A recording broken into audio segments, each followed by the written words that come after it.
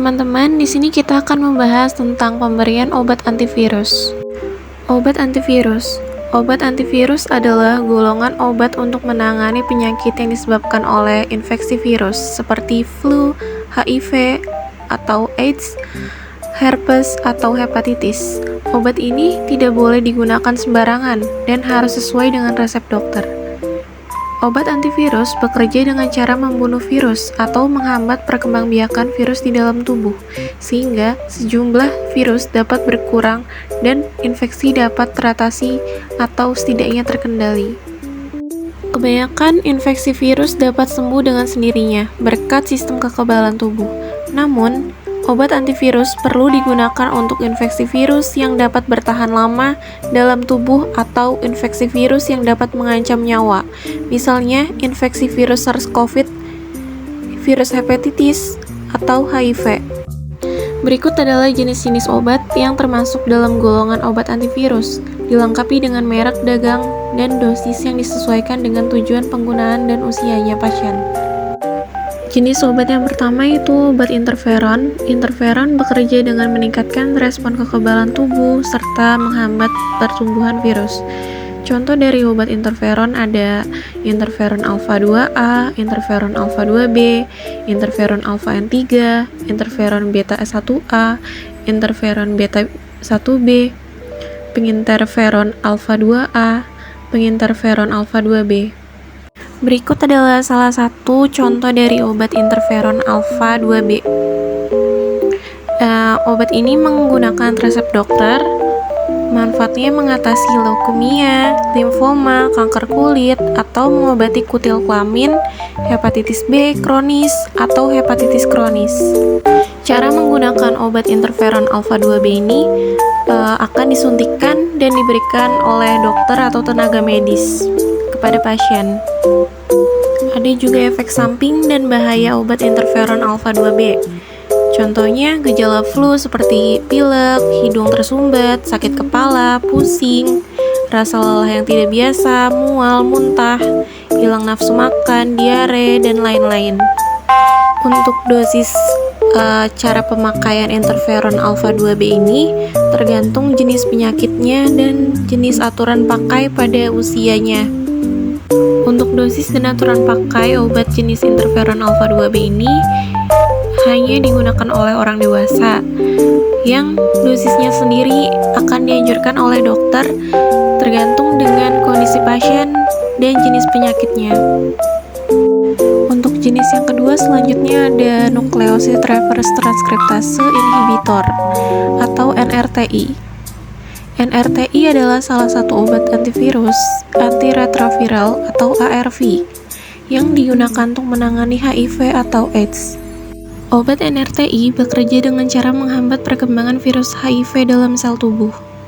Contoh obat NRTI ada adefovir, emtricitabine tenofovir, lamivudin, sidofudin, abacavir, dan stafudin. Baik, di sini ada salah satu jenis contoh obat dari NRTI yaitu lamivudin. Lamivudin adalah obat untuk menangani hepatitis B atau infeksi HIV. Obat ini menggunakan resep dokter. Untuk dosisnya dewasa 100 mg sampai 300 mg satu kali sehari, dan untuk usia anak-anak 3 mg sampai dengan 100 mg per harinya. Efek samping menggunakan obat lamivudin ini ada batuk pilek, hidung tersumbat, sakit kepala, pusing, mual, muntah, diare, dan sulit tidur. Selanjutnya ada jenis obat yang ketiga yaitu non-nukleosid reverse transkriptase inhibitor atau NNRTI. NNRTI juga digunakan sebagai obat untuk menangani HIV atau AIDS. Obat ini bekerja dengan menghalangi proses perkembangbiakan virus di dalam sel darah putih, sehingga sistem imun tubuh dapat bekerja lebih baik.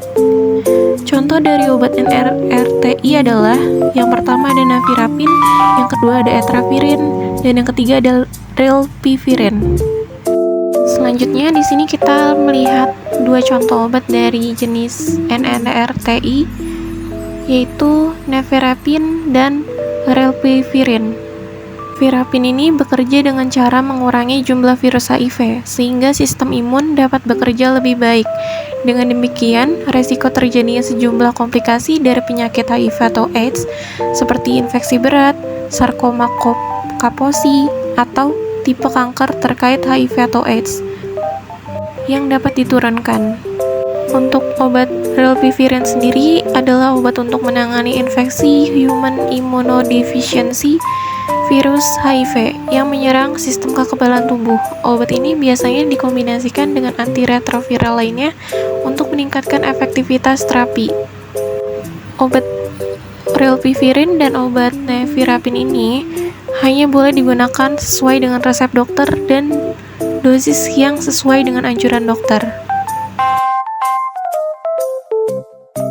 Kedua obat tersebut dikonsumsi sesudah makan dan jangan menghentikan pengobatan dengan Relvivirin ataupun nevirapin meskipun Anda sudah merasa lebih baik, kecuali atas anjuran dokter.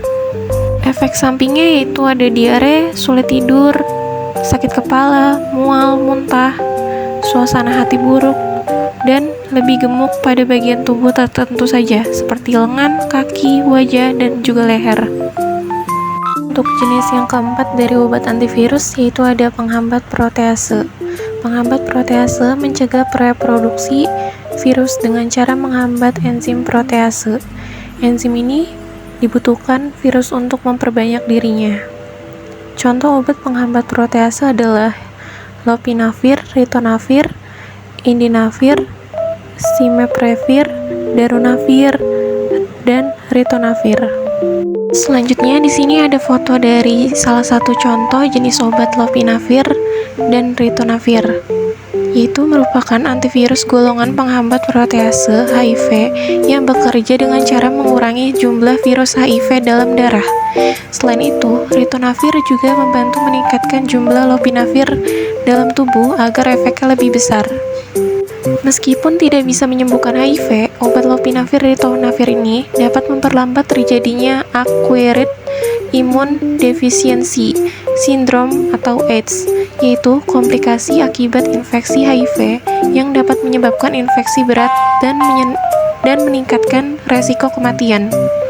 Obat ini menggunakan resep dokter.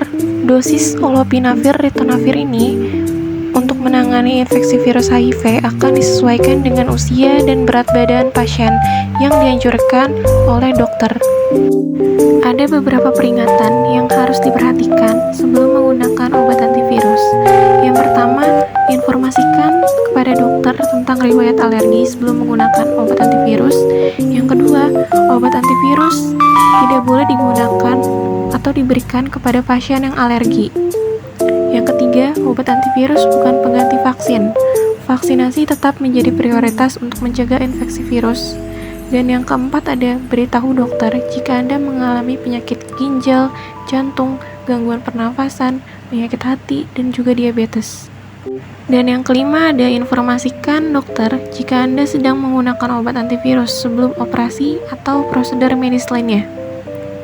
Dan yang terakhir, segera temui dokter jika terjadi reaksi alergi, efek samping serius, atau overdosis setelah menggunakan obat antivirus. Ada beberapa efek samping dan bahaya dari penggunaan obat antivirus.